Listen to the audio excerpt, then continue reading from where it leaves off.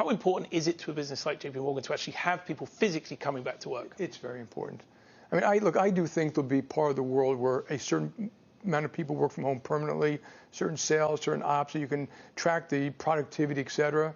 I think there'll be a large portion who permanently work in the office. Think of our branches, cash management, probably most of the trading floors, et cetera.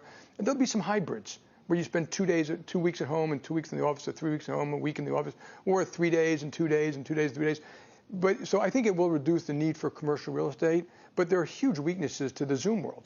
I mean, most of us learned by an apprenticeship system, by seeing mistakes, going to trips, how do you handle a client, how do you handle a problem.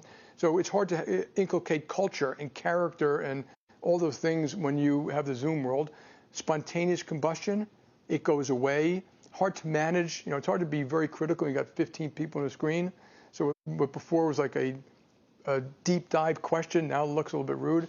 And I took a trip to California and met 100 people all outside, all wonderful, breakfast, lunch, and dinner. It's amazing how much you learn about your own business, your own bankers, your own clients, your own products.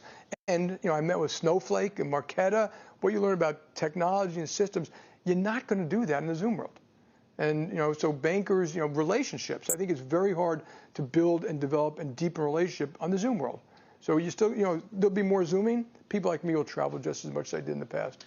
As and when the vaccine does become available for your workforce, will you make it mandatory for people to take it if they do want to return? It's hard to make it mandatory.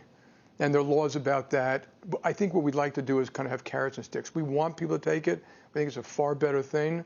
You certainly can't make it mandatory before it's fully accessible. So that question can't even be answered until June.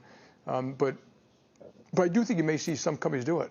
I mean, I could see an airline doing it or a hotel company doing it. I can see some people saying if the folks in our branches aren't vaccinated, they're not going in. So there will be pressure. And I would say carrots and sticks, not mandatory.